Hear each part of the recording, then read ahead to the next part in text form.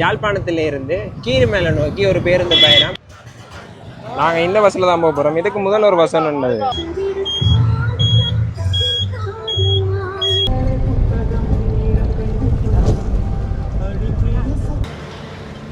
Driver அண்ணா வந்து பயங்கர வேகமாக ஓடுறாரு இந்த இடத்துல.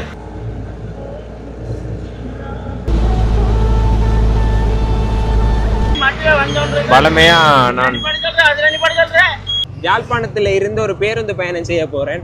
அது எந்த இடம்டா, யாழ்ப்பாணத்தில் இருந்து கீழ்மேல நோக்கி ஒரு பேருந்து பயணம். இந்த பேருந்து பயணம் வந்து ஒரு தனியார் பேருந்துல தான் போக போறேன். கிட்டத்தட்ட ஒரு 19 கிலோமீட்டர் தான்.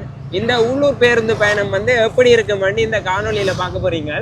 வணக்கம், நான் உங்கள் ஜோகி. நம்ம சேனலுக்கு யாராவது முதல் தரம் வந்தா மறக்காம சப்ஸ்கிரைப் பண்ணி வச்சிருக்கோம்.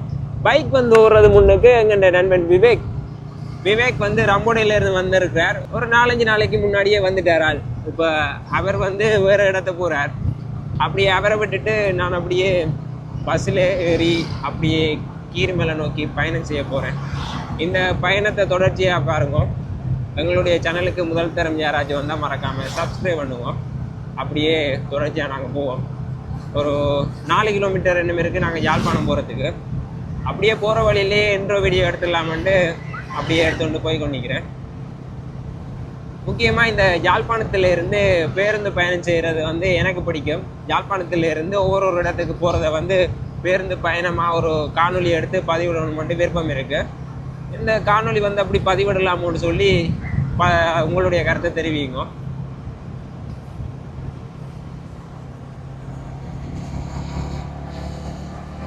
முன்னுக்கு ஒரு பஸ் ஒன்று போகுது வேறுங்க. இதே மாதிரி பஸ் தான் கீழ்மேல ரூட்டுக்கு வந்து ஓடுது. இந்த பஸ் வந்து யாழ்ப்பாணம் மாதகல். இப்போ இந்த பஸ் வந்து மாதல்ல இருந்து யாழ்ப்பாணம் போகுது.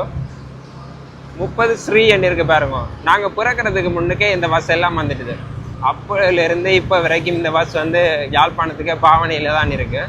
அதே மாதிரி இன்னும் ஒரு சிடிபி பஸ் ஒன்று வருது பாருங்க. அந்த பஸ் வந்து யாழ்ப்பாணத்துல இருந்து கேரனூர் நோக்கி பயணம் செய்யுது. கேரன் நகர் போகிற பஸ்ஸில் ஏறினா தான் நாங்கள் அப்படியே அந்த கடற்கோட்டை ஒன்று இருக்குது கேரன் நகரில். அடுத்தது வந்து கசூரினா கடற்கரை. அந்த 2 இடங்களையும் நாங்கள் பார்க்கலாம். எல்லா பஸ்ஸும் வந்து ஒரு அரை மணி நேரத்துக்கு ஒருக்கா ஓடிக்கொண்டே இருக்கும். நேரம் வந்து சில நேரம் மாறுபடலாம். நாங்கள் இப்போ நிற்கிறோம் மஞ்சு சந்தையில். அதிகமாக இந்த இடத்துல வந்து முஸ்லீம் மக்கள் வந்து இந்த இடத்துல அதிகமாக இருக்கணும். நிறைய இரும்பு கடையெல்லாம் வந்து இங்கால இருக்கு. இப்போ பழைய ஏதாவது தேவையான இரும்பு பொருட்கள் ஏதாவது வேண்டணும்னா இங்கே வந்தால் வேண்டக்கூடிய மாதிரி இருக்கு. யாழ்ப்பாணம் நகரத்துக்கு வந்துட்டோம். அப்படியே வலது பக்கம் திருப்பு.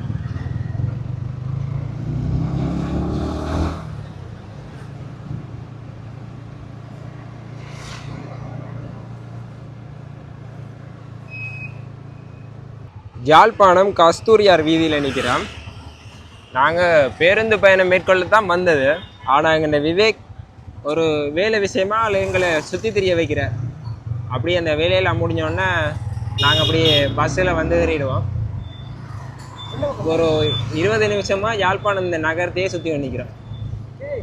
இதால் திரும்ப இதால் தான் போகணும். இது வந்து ஒன் வே. நாங்கள் இதால் போயிடலாது. விவேக் வந்து ஒரு 4-5 தரம் கேட்டுட்டார். இந்த இடத்துல எல்லாம் முல்லைத்தீவுக்கு போகிற பேருந்து வந்து இருக்கு, தனியார் பேருந்து. இதில் வந்து இருக்கு பாருங்க, யாழ்ப்பாணம் டு வவுனியா. இது வந்து வவுனியாவுக்கு போகிற தனியார் பேருந்து. அடுத்தது வந்து மன்னருக்கு போகிற பேருந்து வந்து இதில் இருக்குது.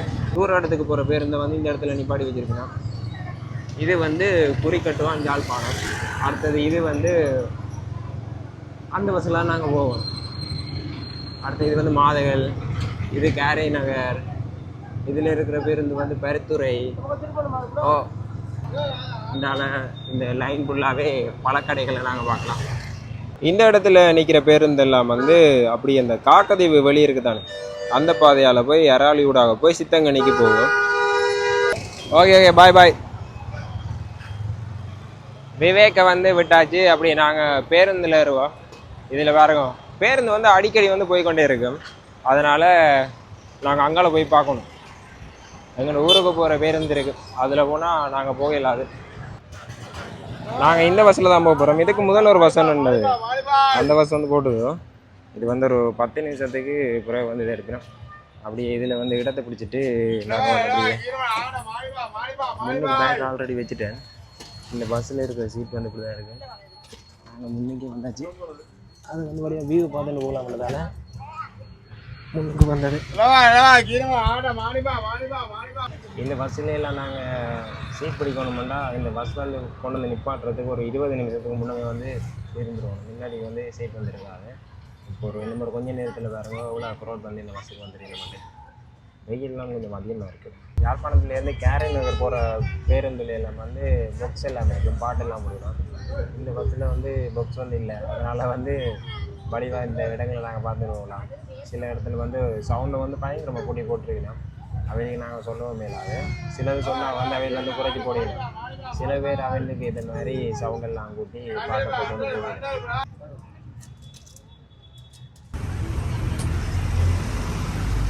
டிரைவர் அண்ணாவும் வந்துட்டார். இவர் வந்து ஸ்டார்ட் பண்ணினாப்ப ஒரு 5 நிமிஷம் வெயிட் பண்ணி பார்க்குறேன். அது அப்புறம் வந்து வெளிக்கிட்டுருவார்.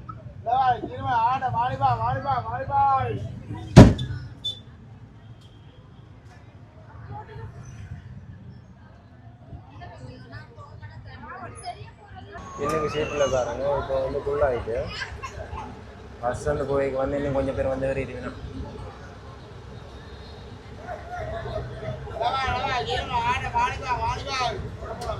கொஞ்சம் முன்னும் ஒரு விஷயம் சொன்னாங்க. பஸ்ஸில் வந்து பஸ்ஸில் பாட்டு போட மாட்டேன்.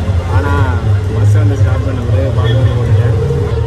பஸ் வந்து இன்னும் படிக்கல. ஒரு 5 நிமிஷமாக பஸ்ஸை ஸ்டார்ட் பண்ணி வைக்கிறேன். அப்படியே பஸ் முன்னும் போது பின்னி வருது. யாழ்ப்பாணத்திலேருந்து புறப்பட்டாச்சு. ஆனால் ஒரு குறிப்பிட்ட தூரம் வரைக்கும் மெதுவாகவே தான் போயிடும். சரியா 12:55 இங்கேருந்து வழி கிடைக்கணும். இன்னும் 12:55 ஆகலை.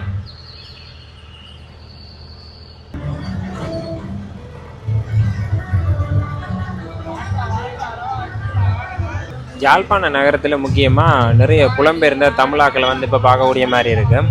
இப்போ வந்து வெக்கேஷனில் வந்து இங்கே வந்து வந்திருக்கணும். அதனால் வந்து நிறைய பேர் வந்து இந்த டவுனில் எல்லாம் அனுப்பினோம்.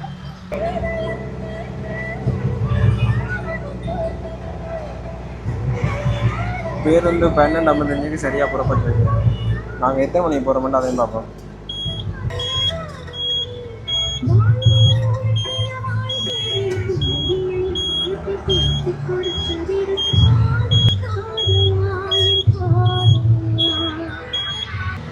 ஒரு குறிப்பிட்ட தூரம் வரைக்கும் பேருந்து வந்து சிலவாக தான் போகும். அதுக்கு அங்கால டைமுக்கு வந்து ஓடுற மாதிரி இருக்கும்.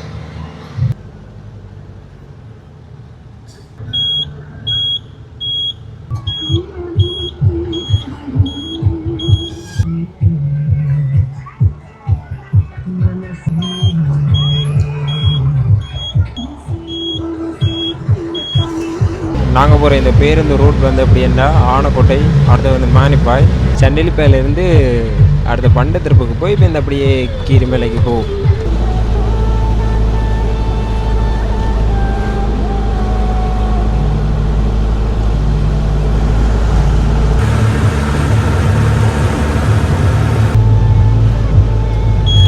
இங்காலையெல்லாம் நிறைய புது புது கட்டிடங்கள் வந்து இப்போ கட்டி வந்துருக்கு.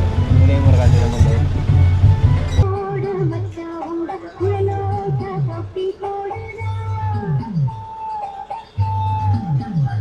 மானிப்பாய் அந்தோணியார் ஆலயத்துக்கு பக்கத்தில் வந்துட்டேன். முன்னுக்கு வந்து மானிப்பாய் அந்தோணியார் ஆலயம் வந்துருக்கு பாருங்க. ஞாயிற்றுக்கிழமையில் வந்து இங்கே வந்து கொஞ்சம் ஆக்கள் வருவினா, மற்றும்படி சாதாரணமாக ஆக்கள் வந்துகொண்டே இருப்பினேன்.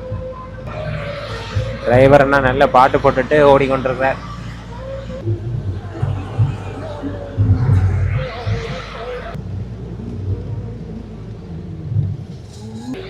சண்டிலிப்பாய் சந்தைக்கு வந்துட்டோம். இதால் போனால் நாங்கள் சீரணி அம்மன் கோயிலுக்கு போகலாம். அப்படியே நாங்கள் போகிறோம் இப்போ நேராக அதில் ஒரு ரோட்டு ஒன்று போகுது. நாங்கள் அப்படியே இந்த பக்கத்தால் போகலாம். அப்படியே மருதநாள் மடத்துக்கு நாங்கள் போகலாம். நாங்கள் அப்படியே இந்த பக்கத்தால் போனால் கேரை நகர் போகிற இடத்துக்கு அப்படியே போய்க்கலாம்.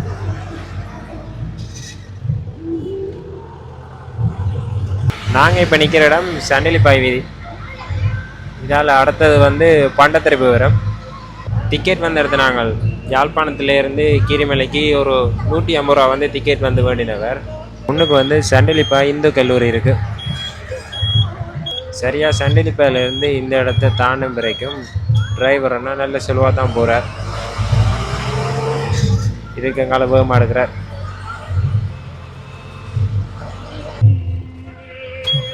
முன்னுக்கு வந்து ஒரு தேவாலயம் ஒன்று இருக்குது.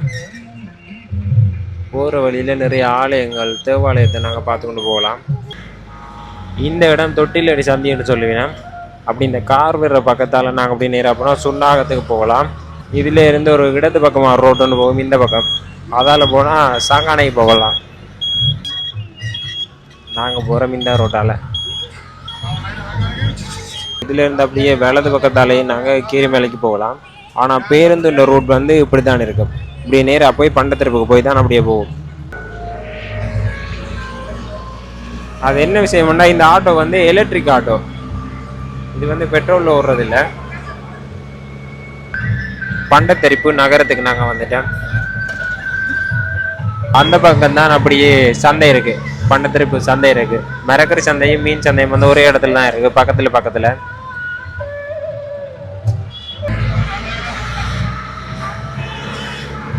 இந்த நகரம் வந்து கிட்டத்தட்ட மானிப்பாய் மாதிரி கொஞ்சம் நிறைய கடைகளை வந்து நாங்கள் பார்க்கக்கூடிய மாதிரி இருக்கும்.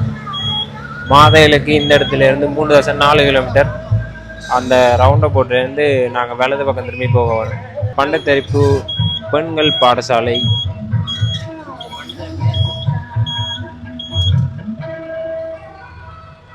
பண்டத்தரிப்பு ரவுண்டை போட்டிருக்கு. அந்த ரவுண்டை போட் வரைக்கும் இந்த பஸ் வந்து வரும். இந்த அப்படியே ஜூட்டன் அடிச்சுட்டு அப்படியே கீரிமலைக்கு போகிற பாதையால் இப்போ போய் கொண்டிருக்கிறார். இப்போ நாங்கள் போகிற பாதை தான் கீரிமலை நோக்கி போகிறோம்.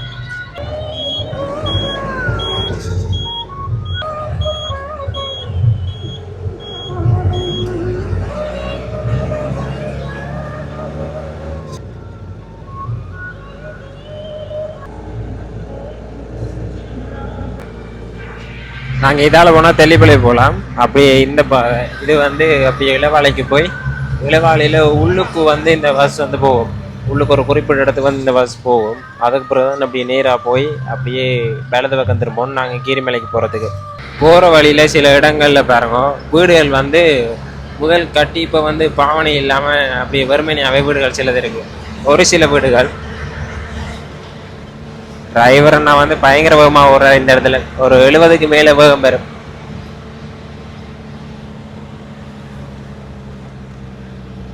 இளவாளியில் இருக்கிற ஒரு பெரிய ஒரு தேவாலயம். இந்த பக்கம் அப்படியே வயல்வெளி. ஒரு குறிப்பிட்ட இடம் வந்து வயல்வெளிகளாக இருக்கும். அது பழமையா நான் டிரைவர் அண்ணா விளம்புறார். யாழ்ப்பாணத்திலிருந்து கீரிமலைக்கு நான் பைக்கில் நிறைய திறம் வந்திருக்கிறேன். ஆனால் இப்போ முதலாவதாக இந்த பேருந்தில் வரேன். முதலூருக்கா வந்த மாதிரியும் இல்லை. கேரி நகருக்கு பேருந்தில் போனால் அதுவும் வந்து காணொலியாக பதிவிடத்தான். ஜோகி ஜெப்னா யூடியூப் சேனலில் அந்த காணொலியை வந்து பதிவிட்டிருக்கிறேன். யாழ்ப்பாணத்திலேருந்து கேரி நகருக்கு பேருந்து பயணம் மேற்கொண்டது. அதை நீங்கள் செக் பண்ணி பார்க்கலாம். டிரைவர் அண்ணா என்னத்துக்கு கொஞ்சம் வேகமாக போகிறாருண்டா, டைமுக்குள்ள வந்து நாங்கள் போகணும். அப்படியே அவர் டைமில் வந்து அவர் போகாட்டிக்கு ஃபைன் காசு கட்ட வரும். அடுத்தது இந்த இடம் தான். இதுலேருந்து அப்படியே நேராக போனால் பொன்னாலைக்கு போகலாம். கேரனருக்கு போகிற வீதி. இங்கால வந்து வீதி வந்து சரியில்லை. குறிப்பிட்ட வீதி வந்து அப்படியே பழைய ஒரு வீதி தான். பள்ளம் அப்படியே மேடுகளாகவே இருக்கு.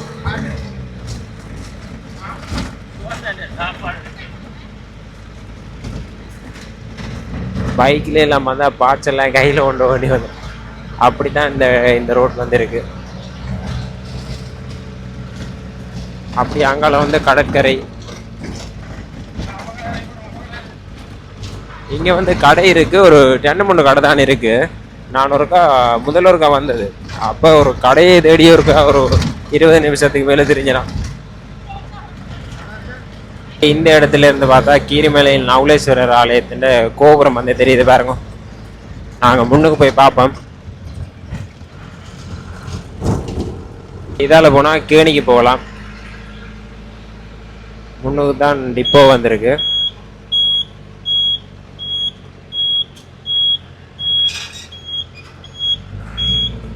வந்தாச்சு.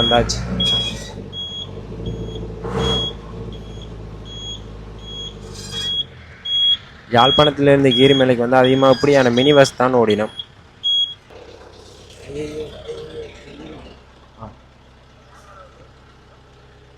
அடுத்தது கீழே இறங்குறதுக்கு முன்னாடி உள்ளுக்கு வந்து சீட் பாருங்க, கணக்கான ஒரு சீட் தான்.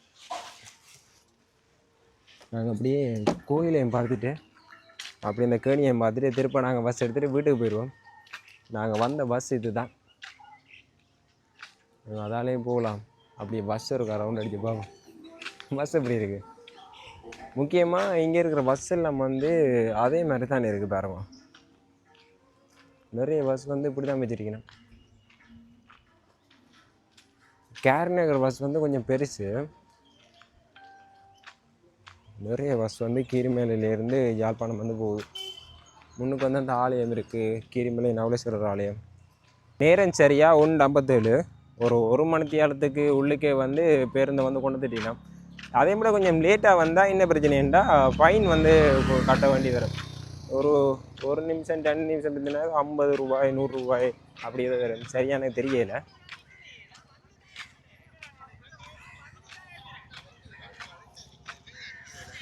முன்னுக்கு வந்து ஒரு 2 கடை இருக்குது, அது வந்து சாப்பாட்டு கடை தான். அடுத்தது கீரிமலை நவலேஸ்வரர் ஆலயம்.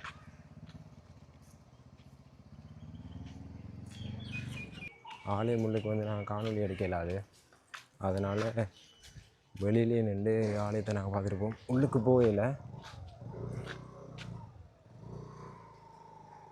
கேணியை பார்த்துட்டு வரோம். இந்த சகோதர மொழி பேசுகிற ஆக்கள் எல்லாம் வந்து இங்கே வருவினோம் இந்த கீரிமலைக்கு, இந்த முக்கியமாக இந்த கேணிக்கு. அதே மாதிரி கேரநகர் அடுத்தது வந்து சில இடங்களுக்கு வந்து இங்கே வருவினோம். முதல்ல இருக்கா நான் இந்த காணொலி ஒன்று போட்டிருக்கேன் கீரிமலை இந்த நவலேஸ்வரர் ஆலயத்தை பற்றி. அப்போ இந்த ஆலயத்தை பற்றி நீங்கள் தெரிஞ்சு கொள்ளணும்னா அது வந்து சேனலில் இருக்குது, அதையும் வந்து பாருங்க. இந்த ஆலயம் வந்து பஞ்ச ஈஸ்வரங்களில் ஒரு ஆலயம் வந்து சொல்லினோம். பொன்னாலை முன்னுக்கு வந்து ஒரு மடம் ஒன்று இருக்குது பாருங்க. இதை வந்து சிறப்பார் மடம்னு சொல்லியிருக்கணும். இந்த இடத்துல ஒரு போட்டே போட்டிருக்கிறோம். முக்கியமாக இந்த கீரிமலையில் 13 மடங்கள் வந்து இருந்திருக்கா. 1870 சுப்பிரமணியம் கதிரவேலால் இந்த மண்டபம் வந்து அமைக்கப்பட்டிருக்கு. இதுதான் உள்ளுக்கு வந்து நாங்கள் போயிடலாது, வெளியில் இருந்து இதை பார்த்து கொள்ளலாம். முன்னுக்கே வந்து கீரிமலை நவலேஸ்வரர் ஆலயத்தின் கோபுரம் வந்து நல்ல அழகாக இருக்குது. கடை இருக்குது, ஒரு 1-2 கடை தான். பொன்னாலைக்கு 9 கிலோமீட்டர், கேணிக்கு போகிறதுக்கு ஒரு பக்கத்தில் ஒரு 500 மீட்டர் வரும். நாங்கள் நடந்தே போகலாம். இந்தியாவில் வந்து நிறைய கடைகள் இருக்குது, ஸ்வீட் ஐட்டங்கள் வந்து வேண்டிக் கொள்ளக்கூடிய மாதிரி இருக்கும். கீரிமலை கேணிக்கு வந்துட்டேன், அது கொஞ்சம் முன்னுக்கு தானே இருக்குது. முன்னுக்கு வந்து கடல் இருக்குது. முதல் இந்த மழை நேரத்தில் இங்கெல்லாம் வந்தால் பயங்கர அலையாக இருக்கும். இப்போ வந்து குறைவாக இருக்குது. கன நேரமாக அந்த படியில் இருந்துட்டு அப்படி எஞ்சால் வந்து நிற்கிறோம் கேணியை பார்க்குறதுக்கு. இந்த கேணி தான் முக்கியமாக. இதில் இருக்கிற இந்த கேணி வந்து ஒரு புராண கதை ஒன்று இருக்குது. இந்த இடத்துக்கு கீரிமலைக்கு வந்து ஒரு புராண கதை ஒன்று இருக்குது.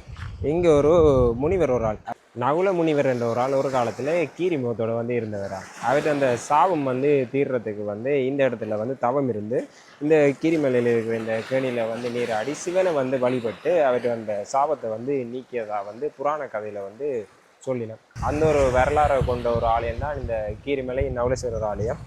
அப்படியே இந்த இடத்த பாருவோம், காற்று வந்து நல்லா இருக்குது, அப்படியே நல்ல ஒரு அலையம் வந்து அடிக்குது. நாங்கள் முதலெல்லாம் இந்த கேணிக்கு வந்து நீந்தினாங்க. இப்போ வந்து தனியாக வந்ததால் நீந்தவே இல்லை. நாங்கள் அப்படியே பேருந்தை வந்து எடுக்க போவோம். இந்த இடத்துல நாங்கள் கன நேரம் நின்றுட்டோம். முக்கியமாக இந்த இடத்துல வந்து ஒரு ட்ரோன் காணொலி எடுத்தால் அப்படி இருக்கு. முதல் வந்து நான் இங்கே ஒரு ட்ரோன் காணொலி எடுத்து வச்சுருந்தேன். நான் இப்போ வந்து கையில் ட்ரோன் இல்லை, அதனால் வந்து முதலெடுத்த அந்த ட்ரோன் காணொலியை வந்து அப்படியே நான் பதிவு செய்கிறேன். பார்த்துட்டு எப்படி இருக்குன்னு உங்களுடைய கருத்துக்களை பதிவிடுங்க.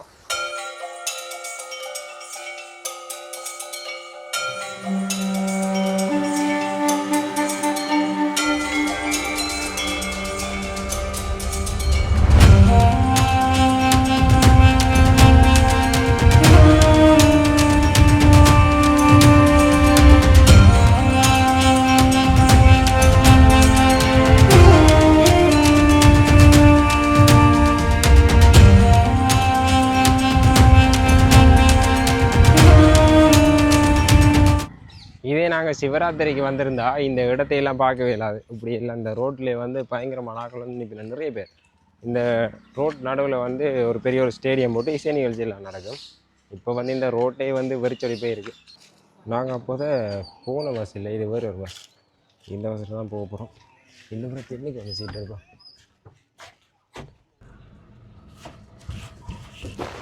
நேரம் சரியாக 2:35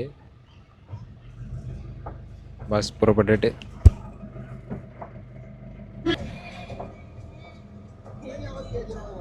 இந்த காணொளி வந்து யாழ்ப்பாணத்திலேருந்து கீரிமலை நோக்கி இந்த பேருந்து பயணம் எப்படி இருக்குன்றதை பற்றி தான் இந்த காணொளி. மற்றபடி இங்கே வந்து இடங்களை வந்து பெரும்பாலும் நான் சுற்றி பார்க்கல. நிறைய பேர் வந்து இதை ஒரு 2-3 பேர் கேட்டிருந்துச்சுன்னா இந்த உள்ளூரில் ஒரு பேருந்தில் வந்து ஏறி அதை ஒரு காணொலியாக பதிவிடுங்கன்னு சொல்லி ஒரு இடத்துக்கு போய், அதனால தான் நான் தேர்வு செஞ்சேன்னா யாழ்ப்பாணத்திலேருந்து கீரிமலை நோக்கி இந்த பேருந்து பயணம். எந்த பஸ்ஸில் பார்த்தாலும் இங்கே வந்து பாட்டு போட்டிருக்கிறேன். இப்போ போகிற பஸ்ஸில் வந்து பாட்டு ஒன்று படிக்குது. முக்கியமாக பஸ் ஓடுறது வந்து ஒரு ஐயா ஒரு ஆள் தான். அவர் வந்து கன் மாதிரி தான் நிற்கிறார். இப்போ மெதுவாக போய்க்கொண்டு நிற்கிறார். ஒரு டைமுக்கு வந்து கொஞ்சம் வேகமாக வந்து ஓடுவார்.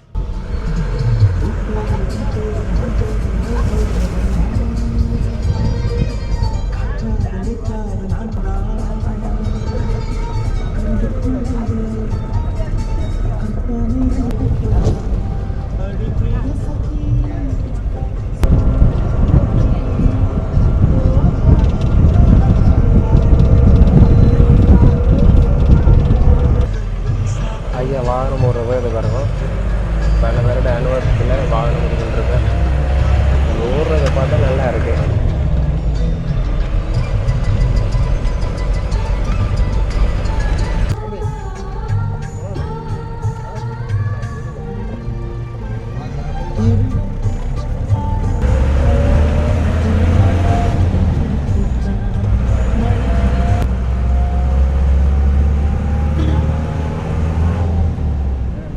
கொஞ்ச நேரம் நல்ல நித்திரை கொண்டு கண்ணை முழிச்சு பார்த்தா நான் இறங்க போகிற ஸ்டாப் வந்துட்டு ஒரு 70 ரூபா வேண்டினவர்.